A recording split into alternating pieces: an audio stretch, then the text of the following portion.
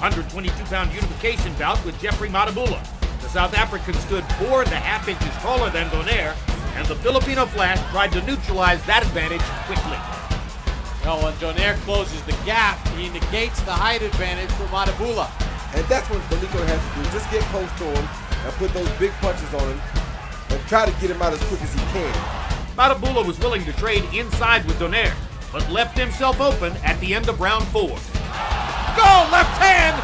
Drops Matabula! First down. You know, he is getting up there in age now, you know, being 35 years old, but Nonito Donaire used to be a real problem. Now, he met Nicholas Walters at 126 pounds, and basically at that point in time, he was collecting belts at the in multiple divisions and just pretty much running through divisions. You know, he was supposed to fight Abner Maris. That was a big fight years back. He's able to still fight in Abner Maris, but first, he must beat Carl Frampton. Now, a lot of people are saying that Nonito Donaire is done. I don't think so. He is still very, very dangerous.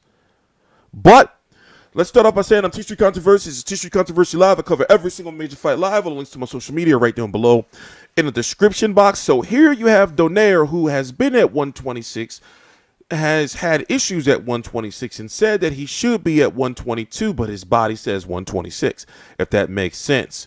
Carl Frampton at his last several fights at 126, last few fights at 126 has not looked, you know, very good. In fact, here's some clips from his last one against Horacio Garcia. Wasn't this supposed to be, this card was called, what was it called?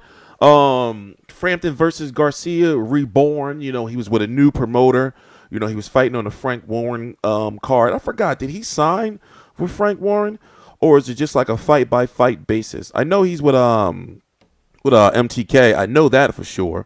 You know, he had a split from Cyclone Promotions, and the issue with that is it's starting to get very ugly. I've been hearing some inside things about, you know, obviously it all boils down to money, right?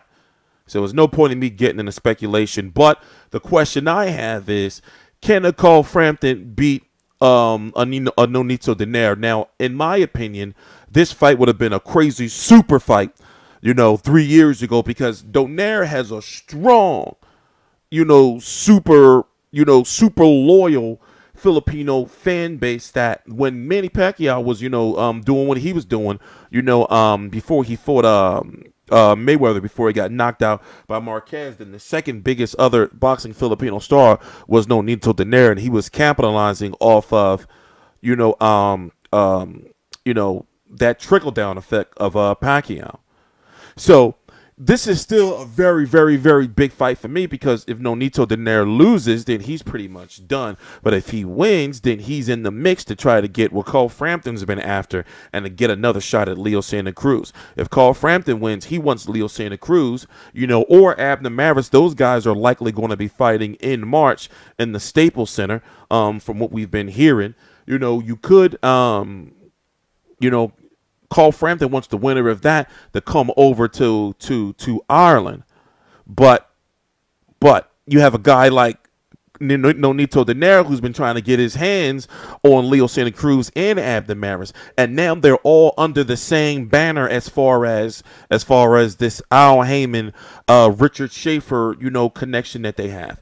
Meaning Carl Frampton, Nonito Donaire, Abner Maris, and Leo Santa Cruz. So now we can finally see all these fights happening. You even have Lee Selby, who's under that banner, and Gary Russell Jr., who's under that banner. You have guys like Jojo Diaz on the outside looking in.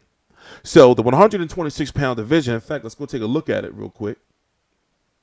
The 126-pound division is looking really, really good. By the way, please subscribe. This is my website, FightView360.com.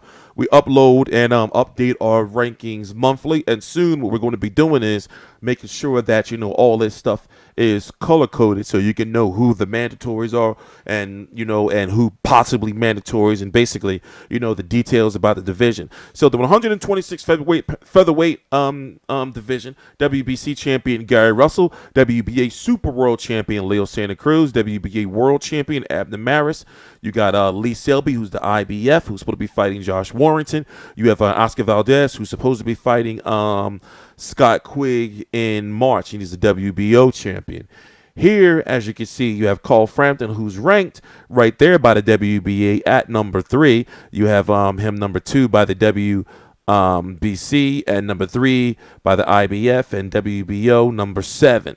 So either way, he's creeping up, especially when you look at the IBF.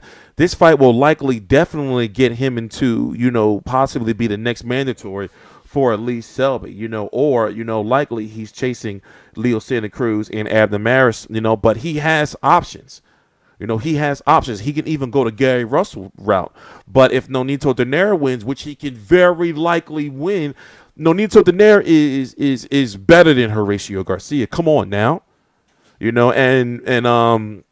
Carl Frampton didn't look good. I'm hoping that people are giving Nonito Donaire the respect that he deserves and understand, like, he can beat Carl Frampton. This is a former unified multi-division champion. And let's go look at his resume. Just to look and remind you guys, he hasn't really been bad that long. He's had this bad Jesse Magdaleno fight. This path right here was the rebuild up from the Nicholas Walters. So he had these 4 wins right here. And this one was a somewhat credible win against Cesar Juarez, and then he lost right here. Where he just completely got outboxed. But outside of that, if you look what he's been doing, before the loss to Rigondeaux. If you look what he's been doing, 122, WBO, WBC, WBO, WBC Diamond, IBF, WBO, if you look at what he's been doing through multiple divisions, you have to give him his respect, right? Carl Frampton, in my opinion, it was a clear loss, that last fight to Leo Santa Cruz. He won the first one. He fought Scott Quigg and then Horacio Garcia. In between this, as you can see, there's a break in between here, between this January fight and this September fight. He's supposed to fight Andres Gutierrez. What was that? Supposed to be back in September or something. And basically since then, he's been having some type of legal issue with his former promotional company, Cyclone Promotions. Barry McGuigan, and he split from the trainer Shane McGuigan, the son. So it's some deep shit right there, where you leave the promotional company and the trainer, and he's got a whole fresh brand new start. But that's smart, because if you're having those type of issues with the promotional company and the father is running the promotional company and you're trained by the son, then come on, you're not family, so they're gonna ride with each other. So you gotta get out of that whole situation entirely. So I completely understand. Like I said, you have Scott Quigg will be fighting Oscar Valdez. A lot of people thought that, Carl Frampton was slowing down a lot at the end of that fight. We've seen that he's had some issues, with pressure fighters, especially later on in fights where he starts to lean on the ropes too much. And he had that issue at 122. And now I'm wondering, why you having that issue at 126? Yes, you're with a new trainer. Yes, you're with a new team. But I think it's time to invest in a very good strength and conditioning coach, because he can't go to 140 pounds. Carl Frampton came in not 140, 130 pounds. He can't do that. So either way, it's a good fight. It's a big fight. It's going to be in Belfast, April the 7th, 2018. I'm pretty sure we'll likely get to watch it here over in the States. It'll be a midday card. It'll be interesting who picks this fight up. And like I said, I'm going to be hyped that day, because this is one of those fights that's going to creep up on you. And if this was 3 years ago, it would have been a super mega fight. But like I said, people think Nonito Donaire is done. In my opinion, he's not. He's still very, very dangerous. Also, how tall is Donaire? We have, I forgot, I think he's like 5'7", right? We know Carl Frampton is on the shorter side. It says 5'5". Okay, all right, but he's likely 5'4" or so, whatever. Then you have Donaire, who's 5'5.5", but he seems taller, right? Donaire seems taller than that. But whatever. I'm TstreeT Controversy. This is TstreeT Controversy Live. I cover every single major fight live. As you can see, all my social media is popping right up at Fight View 360. The links and everything are in the description box. Also, we need some help in Ireland. So if you like to go to fights, and you're going to these fights and you're paying, why not do a little bit of work while you're going? Now, of course,